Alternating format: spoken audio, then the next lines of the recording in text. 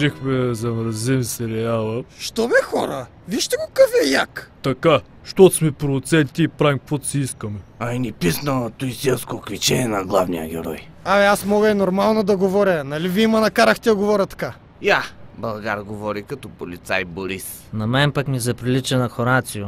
Или пък на Мандило. Не знам. Аз какво да кажа? Толкова бързо навикнахте тука, че не можах да си викна озвучителя. Наложи се да ме озвучава кмета.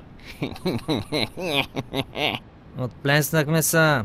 Сега какво следва? И решихме да ви заменим. Да ни замените? С кой ще не заменяте, бе? Ами с нас. С вас. С нас, да. Искаме и ние да станем известни. А и можем да си го позволим. Нали ние сме шефове? Но как така? Та вие сте скучни и безлични продуценти. Ще изгубите зрителският интерес за нула време. А и хората не ви познават. Ще мине цяла вечност, докато станете звезди като нас. Споко. Ще стане набързо, като платим на всички да ни покажат 1000 пъти за един месец. Там ще поревем малко да подкрепят българското изкуство и всички тия клишета е готово. Не вярвам на ушите си, ей! Ей, поне ни дайте шанс да се представим, а? Все пак той демо и за нас, не за вас. Хубаво, айде.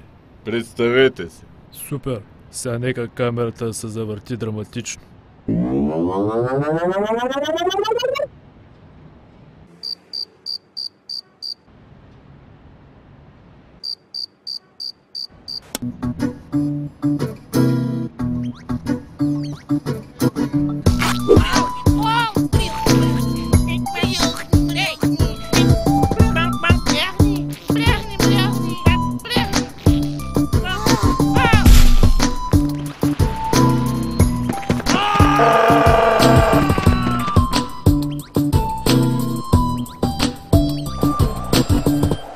Гадни твари!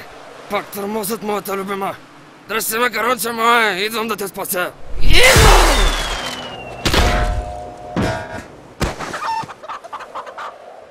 Ох!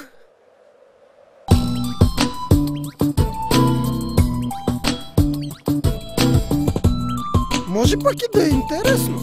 Мекък. О, аз им бях фен още преди да станат известни. А кога ще има нов епизод?